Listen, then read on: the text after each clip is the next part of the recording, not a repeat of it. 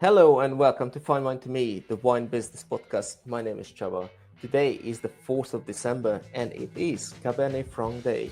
In this episode, my guest is Kathleen Smith, a Canadian-born wine judge, writer, influencer, brand strategist based in the US. And she is just back from the Franc Franc Conference from my home, Hungary, with plenty of insights to share. Today, we are diving into Cabernet Franc, East Coast wines from Finger Lakes to Long Island, taking a quick look back at Canada, and yes, how the US tariffs are shaping, or should I say shaping up, the entire American wine industry. But before we jump in, please make sure to hit that subscribe button. Thank you very much.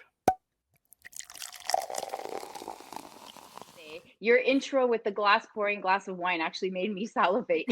I know, I get this comment quite often actually, which is good. Yeah, it's great. No, it's fantastic. I'm very happy to be here. Thank you. And it's such a great day, Cabernet Franc Day of all days. Exactly. I wanted to ask you, do you know why 4th of December is Cabernet Franc Day? No. No, okay. This is something to do with French history, apparently. I'll have to dig this out because I can't remember exactly, but I just looked it up and it was something to do with French history.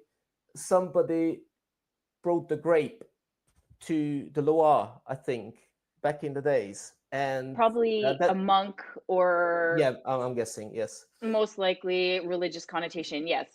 Yes, and then the whole idea is, I think that was his birthday or something like that, and 4th of December. Here we go. Okay. Anyway, interesting.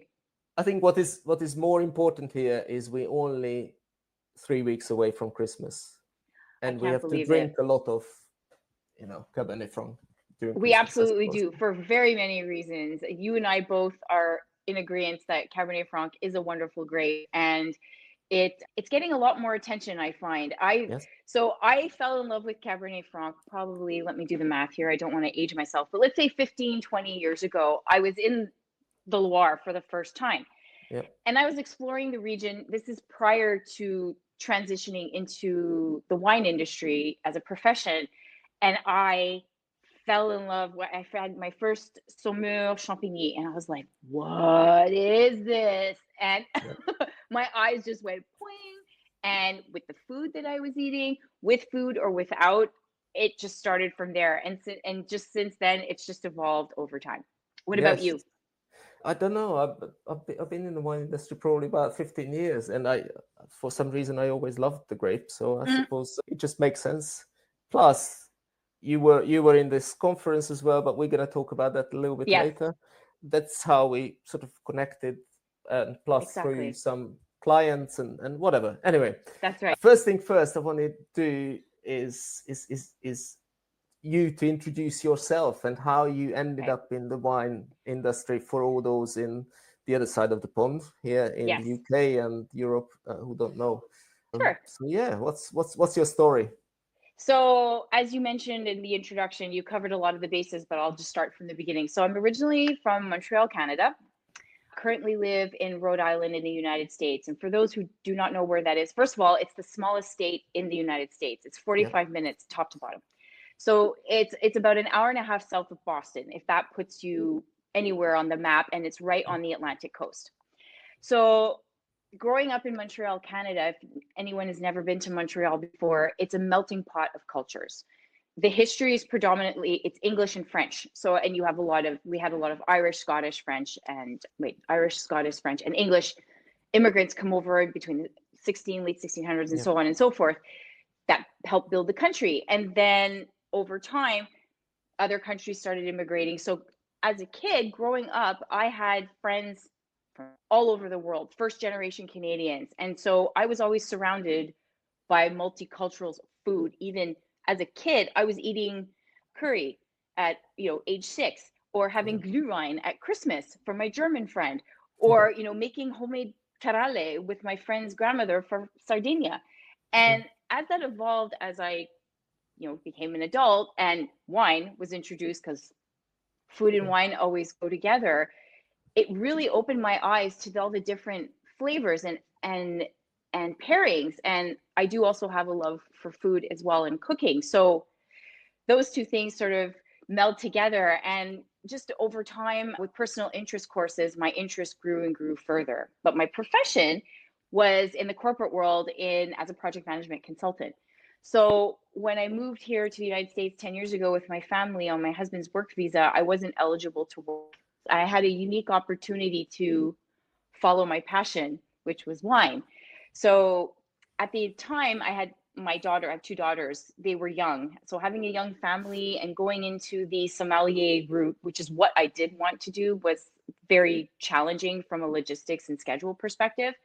So instead, I went down the WSET route and started studying all the way through to diploma. And I started doing the WSET diploma during the pandemic, which was, again, another challenge because you couldn't meet in person to taste, which is essential for calibrating and learning. But on the other hand, it actually opened up another door of creativity because I needed a creative outlet during the pandemic. So I started writing, and that's when I started on social media I think it was the summer of 2020 or 2019, 2020. Yeah. And it just sort of kicked off from there, from starting to write and being creative, finishing diploma, to starting to do brand strategy and marketing with either brands or regions or a consortio, if you will, if I can refer to Italy, and then which grew to judging internationally at different competitions and collaborating with either wine brands or wine accessories. And that's where we are today. Was it always the plan to become an influencer? I don't know if it's the right word to use, influencer. I don't even know either what to use, because I actually don't consider myself an influencer. I call myself a storyteller because what excites me are the stories from the people, from what they're doing, from why they're doing it, and what's in the bottle, because every bottle is a story. So I love to share that creativity behind the people that do it. And when you meet, and I know you can attest to this as well, when you meet winemakers, yes, they want to sell their wine, but they're doing this for another reason, not just to make money. They're doing this because they love what they do and they have something to say. And because they have something to say, I feel like I'm the conduit that is very privileged to help them share what they have to say. Yeah, I think yeah, you're right. It was never a plan. Sorry, go ahead. No. It's just I was saying that it's organically grew. Yes. On its own, alongside, although you looking at your follower numbers and everything, it's like it's amazing what you achieved in such short period of time. Thank you. I found what changed that, to be honest with you, the growth was a lot of the travel that I've been doing in the last since the pandemic finished, with various competitions from Brazil to China to Argentina to all over Europe, Hungary recently. And it's amazing that when you start sharing also different cultures, because I not only talk about the wines, I talk about the onotourism. What do you do when you're in Budapest? Oh, I went to this incredible restaurant, for example, and had such an amazing experience that we went twice. It's talking about those kinds of things that people also gravitate towards, because I'm telling it from my personal experience and my point of view, and not just writing facts. There's emotion involved. There's a story behind that experience. How did you end up doing all these competitions? Have you been asked to do them, or did you apply yourself? What was the? So both. So first of all, the first competition that I did, it was, again, these organic, I'm a firm believer in timing in life, and it's the organic sort of things that happen that lead to other things. So during my diploma studies, I was taking like a private study course on the theory part of the diploma, because when you're writing, you have to be able to write to time and be very concise and follow. It's almost like you're following a recipe every single time and covering everything that they're asking in the questions. To be honest, the whole WSET is like this. Like, I agree. Thing is like, absolutely. No, you're 100% right, Chaba. Like 100%. And I was studying with a gentleman named Serhat Narsap, and he offered private tutoring classes that I'd found out through some of my colleagues. I know him quite well, actually. Oh, you know Serhat? Okay. Okay. Yes. Well, we both live in London, so it's just quite easy. That's true. I should have asked you that actually before we started talking. I didn't think about it, but see, now you found out my story. This is Serhat's advertising. I'll send him a separate clip of this. You send him an He'll be invoice happy. later. Yeah. Love Serhat. So when we met through these study courses, he was founding the Turkish Wine Challenge. And with my project management experience, so there's that hat. And he said, you're a really strong taster. I would like to invite you to be part of the team to get the Turkish Wine Challenge going, but also participate as a judge. And I thought, oh, really? Oh, okay.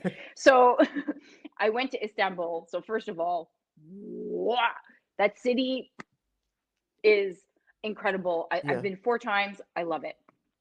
And it was a very eye-opening experience participating at a table with the panel. I should say that I had people from all over Europe and a master of wine leading our panel, very reputable men and women who are in different sectors of the industry. We have buyers, we have ambassadors for their country, we have a Turkish representative, and it was a thrill to do that. And the networking that comes and the experience that it comes from tasting all these wines that you've never tasted before with different input from other people, it's priceless. You can't put a price on that kind of experience. As a wine professional, you learn so much. And because of that experience, it led to others, but I applied to a number of them through either directly through, if anyone is interested in applying, reach out to people that who can refer you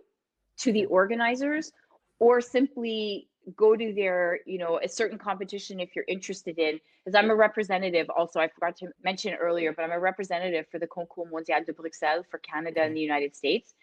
And so I participated, it's been about a year actually, I've been doing that to help promote their competition on this side of the ocean. Yeah. And so I had reached out to the organizers simply saying, I would like to participate. I have experience. Let's do this. And they accepted. So I would recommend either reach out, get a referral, don't hesitate, and just be persistent, because competitions, they always change, hands with judges, because they like to have different people. There's certain people that come to different competitions all the time, but there's others that they sort of intermix to have different experiences, because it's always journalists, buyers, importers, winemakers, writers, influencers. It's always like a mixed bag. Yeah. A couple of thoughts here. One, Sure. I have to have a word with Serhat about this, because he never invited me to Istanbul. I don't know. I'll probably, yeah, exactly. Second, I'll have a word with him too. Second, the second thought is it could be a whole different podcast episode as well about wine competitions and judging and all that. Yes. Because it's such a big and complex sort of thing. But what is the best competition? Obviously, the one you're promoting now, apart from that. Well, I'm not just asking as a judge, but generally as a wine enthusiast. Yes. What would you say is the most relevant? Because I often feel a lot of these competitions are there to tick some boxes and just to put the medals on the bottles and everything. Which competitions are the ones where you feel like, okay, this is actually relevant to the consumer as well? Yes. So it's interesting that you bring that up, and you're right. That is a whole other podcast that we could talk about.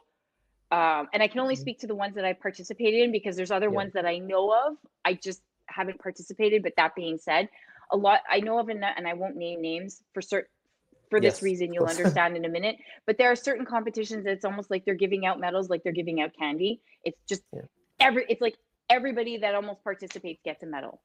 Yeah. So in my opinion, there's less value on the medal that's placed on those wines. Mm-hmm. Flip it around to it. I will refer to CMB because there's actually statistics behind it that only 30% of participating registrations or wine samples receive a medal out of thousands of wines. So if you do the math, it's more pointed, it's more rigorous, and the qualifications give a higher standard and weight to the wines that do receive medals. Yes. So all these wine competitions, wineries enter their wines, and They get medals. Obviously, from the marketing perspective, it makes sense to them, especially Yes. for those who are in whatever supermarkets. Mhm. But how can we actually get to the stage where the end consumer is finally getting a say in what wines are best, what wines are less, obviously apart from the fact that they're buying, but is there a Yes. way to incorporate their thoughts into this in a long term? Maybe through online, maybe through I was some. going to say, if there was, for instance, like a QR code or a label to scan with these wines that they can simply vote, like scan and vote. We love this medal wine. I mean, medals, as you know, again, because you're in the industry, but it's an indicator for consumers that, hey, this won, a medal, and people are attracted to that when they see that sticker on the bottle, because to Yeah, them, they equate medal with quality. So it is a great marketing tool from that perspective for the end consumer. But to your point, to have for the consumer to have a say, yeah, scan a QR code. It doesn't even have to be on the bottle. It could be simply on the sticker on the shelf. It would cost less. You just scan it and participate. And if you participate, people love contests, and yeah, especially through social media and etc. You scan, you have a chance to win a bottle or yeah, yes. anything. People love that. Effectively, Vivino does this because Mhm. Vivino is your That's right. sort of marketplace slash, Yes, scoring board. I don't know whatever I it use is, but yeah, Vivino. Yeah, I yes, always do that. Just it's also not just from a competition sort of side of the coin, but it's also practice for me for tasting notes, because I'm constantly writing about, oh, I taste this, Mhm. it has this acid, it has this level of alcohol, blah, blah, blah, blah, blah. So I use that purely as my own tasting tool to keep score and just to remember things, because I don't publish and write about every single wine that I taste. I would Yes, never have time to do that. That's exhausting. Just yes, the thought of it, exactly. I'm like, Yes, yeah. Actually, But you know what? Sorry, if I can go back to the yeah, competitions. There's another competition that I'd like to mention that's called the Feminalise. And it mhm, was one of the other first competitions that I participated in Beaune, France. And I think it's on their 20th anniversary coming up, that it's only for women judges. yeah, And I became very acquainted with the family, because it's owned by a family. And mhm, the father started actually the concours or Burgundia. So okay, 35 plus years ago, he started Burgundia, and then sort of halfway down the road, he started Feminalis, because he came to realize, and studies were showing, that women had a higher sense of perception, smell, sensibilities, and he wanted to also highlight the role of women in the wine industry. yeah, So I also was an ambassador for that competition, and it's a 3-day event, beautifully organized, a wonderful fellowship and camaraderie that, again, women, sorry, men, but for women who are listening, that it's open to women, and it's a wonderful competition that takes place every late March, early April in Beaune, yes. France. That's one competition I definitely not gonna judge in I'm for sorry to inform obvious you, reasons. But but you could participate in the Burgundia, which is also a wonderful competition if you like Burgundy wine. who Maybe. doesn't like it? I was The, gonna say, the who doesn't? the only problem is with the prices. I think that's the only problem with Burgundy. But Well, I think that's a different topic. Yeah. it would be another podcast too, to talk about other regions within Burgundy, like Macon and others, who are getting a lot more attention on these days because of the prices, or Yeah. even Beaujolais. But we'll put that on the Exactly. Hey, on the shelf for let's another get day. back to the original things, right? Yes, let's get Uh, back to our friend Cabernet Franc. exactly. And Cabernet Franc and the rise of cool climate viticulture, because Yes, I do feel yes, cool climate viticulture is definitely a big talking point, like agreed, wherever we go now, conversation wise 100%. or in the wine trade. I hope it's not just in the wine trade, but for the consumer as well, because we tend to look through a prism of like we are wine people and we know everything about wine, but Yes, like we ignore the fact that we a very small percentage of human population who like, or at least wine drinkers, and the end consumer is the final absolutely. aim. But yes, cool climate, and some people think Cabernet Franc and cool climate, how does that work together? Because, they probably sort of think about Cabernet Franc as the one of the three components of Bordeaux, which is Yes. not exactly cool climate, but a lot of places, including, you can say probably the Loire, Yes. Canada, New York State, all these I'll places. even throw in there, because I was just there in September, Argentina. Okay. You might not think Argentina is cool, but it's altitude. High altitude, yes, exactly. Very high altitude, 1,400 meters. Woo! Like Yeah. it's we can talk about that when we talk about the regions, but also even add in Tuscany is considered more so in certain areas in Tuscany that can also be touched upon for certain cooling influences, Yes. whether it's the sea. That when we say cooling, and that's something to mention, it doesn't necessarily mean it's a cold. Yeah, it doesn't country. necessarily ski. Yeah. No, like that's it. during the summer. Yes, we get snow in Canada all over the place, but where the wine is grown, typically it's not the snow ski resort destination that you'll find Cabernet Franc. You have the lake influence of the Niagara. Yeah. So sorry, going back to cool climate. No. Just saying that Cabernet Franc is not necessarily considered as a cool climate grape, but it is gaining a lot of attention there, right? Yes. It is very adaptable, which is one of the main words that I like to use when talking about Cabernet Franc. Is it's very adaptable. I'll compare it to another grape where it's the opposite. Pinot Noir is the most finicky friend in wine that we know and adore, but it needs very, very particular conditions to be successful. So, whereas Cabernet Franc, basically a pain in the ass, right? Yeah, it is a pain in the ass, and we love it so much. It is a pain in the ass. But with Cabernet Franc, it's more, like I said, adaptable, and especially like you mentioned with climate change happening, that it's getting more recognition on its versatility. So number one, you can make red, you can make sparkling. I've had some Blanc de Franc from Niagara, by the way, and I'll have to bring you a bottle when I come to London. It's so fun. So Blanc de Franc, sparkling, like I said, and of course, rosé. So you're not simply stuck on one type of wine. And actually, to add, because you're from Tokai, there's a Cabernet Franc ice wine too from Niagara. Yeah. So that's four different styles right there. Yeah. It's one of those grape varieties which sort of forgotten a little bit. Yes. And then now it's sort of climbing back up with climate change and everything else along the line. It was in the shadows of Cabernet Sauvignon and Merlot, if you're talking about Bordeaux, for the longest time.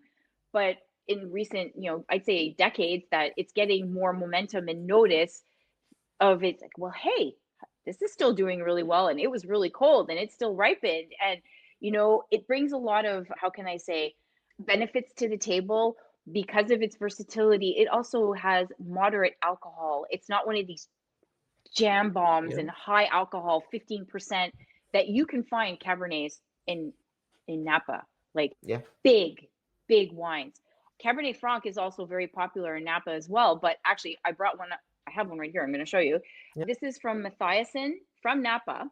Steve Mathiasen is a beautiful winemaker, and I'm going to prove it. It's going to be backwards, but if you look at I don't know if you can see the alcohol level. 12.5, yes. Yeah. 12.5. Napa. But he's very special in the sense that he's a Burgundian style winemaker with Napa fruit, and his wines are beautiful. But 12.5%, if you would taste this blind, you'd be like, no, that's not from Napa. No way, no how, no chance. Yeah. But it has a beautiful expression, and he handles the grape. You have to know, and that's the other thing I have to mention about Cabernet Franc. It needs a bit of care because of its herbaceous nature, that you don't want the wine to taste too much like a bell pepper bomb or, like a herbaceous attack on your palate or on the nose. It needs to be hugged and cared for. So the alcohol, which the trends that are going on now in the wine industry, that people are gravitating more and more to lower alcohol wines, that a wine like that, and it's red, for red wine drinkers, happy days. And to be happy wine, actually. So referring to your social media. Good one. Good one. Sorry, this is the marketer in me. Just like I can't drop these balls. But anyway. Good one. Well, in the meantime, I completely forget what I was going to say. But anyway, so yeah, We were talking about the climate. Yeah, no, I was just saying, in a funny way, every time I tasted Cabernet Franc, whether it's on its own or in a blend, for me, it always delivers the best when it's that sort of green, peppery, sort of. People don't like to say green, but it has that sort of green, peppery backbone, and that freshness, and then that sort of slightly floral, slightly herbaceous notes. Yeah, that's where Cabernet Franc really brings out what it should bring. And I think I tasted quite a few big, those sort of fruit bomb style wines as well. It can deliver in that as well, but for me, it's just never made it really. I prefer the more elegant style, what you were mentioning, where it has that proper balance of the fruit with the herbaceousness, that violet factor, and then that chili flake hum at the end that just kind of linear carries on your palate, that just warms you without being overpowering. And that's the other thing, that the style can be so versatile, that it can be in a bigger wine because it carries that freshness and that backbone to the wine, but then also stand alone.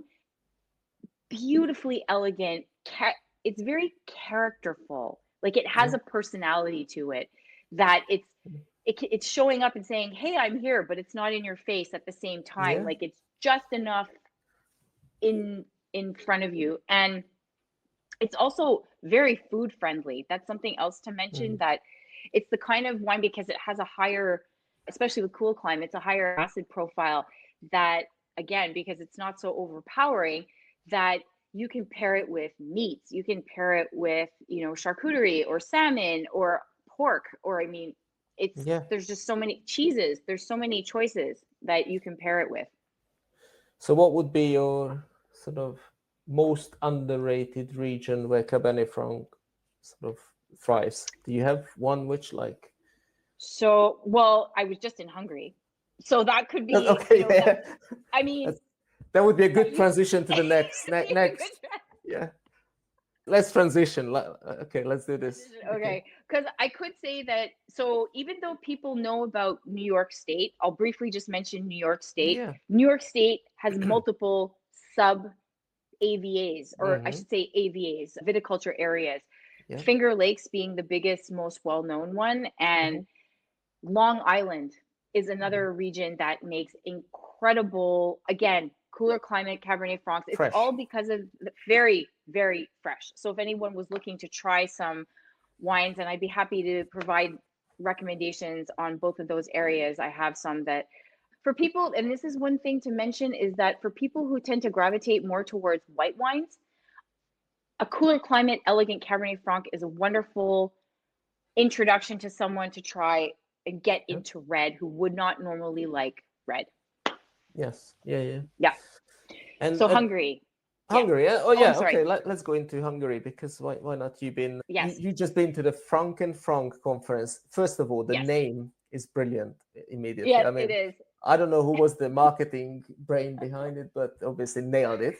I'm not sure, but I'll have to ask that question to the organizers, because it sticks in your mind and you know exactly what you're going to be talking about. Exactly. But in Hungary, in Villány, especially in Villány Szekszárd, it's that sort of southern part of Hungary, you get a lot of these Bordeaux varietals, and Cabernet Franc is one of those varietal which sort of thrives. It's been talked about for years and years. Obviously, the scale of production down there is never really allowed it to grow internationally. Plus, there's a few factors when the winery's name is not Chateau something, but something completely obscure, like my name. Nobody can pronounce it. By the way, you nailed it quite nicely. So I learned it when I got there, because I'm not kidding. I met 5 Shabaks, and I learned very quickly that's how you pronounce it. that happens when you go to Hungary. You met me and 4 others, definitely. I know. It's like Michael in the United States. I know about 5 Mikes or Michaels here for that. Yes, exactly. But you actually brought up a very good point, if I may add. Yes. It's also the location. where they're located, there's no, and this was actually a big topic of conversation at the end of the conference, is that it's 3 hours south. As you mentioned, it's south of Budapest. It's not far from a major city. Yep. But there's no real way to get there except drive. And the problem is, pardon me? Yes, or you can swim all the way down to the Danube, but that's a long swim. Yeah. You're really going to get your calories in by doing that. Yes, exactly. Burn a lot of calories for all the wine you're going to drink. But the thing is that they have such a beautiful structure for onotourism. I went to so many wineries that had hotels, spas, amazing food and wine scene. Like, there's so much to offer in Villány. Yeah. But there's no way for the tourists per se unless they drive. But the problem is if you're driving, and of note, and you know this, Hungary, there's a zero tolerance when it comes to drinking and driving.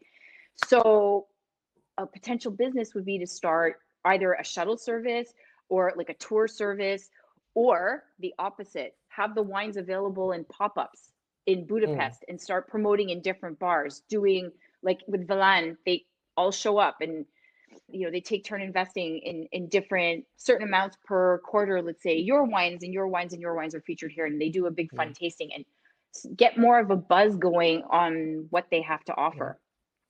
Yes, I think that's obviously a major problem, but it's also inside of, within Europe as well. There's so much competition, and then Hungary is only really known for Tokaj and Furmint. Yes. And not it's much true. else. Within Hungary, there's a lot more appreciation towards Villány and Szexárd, but at the same time, it's also on the finer wine shelves or the more expensive segments of wine bars and wine shops. But what was the Franc Franc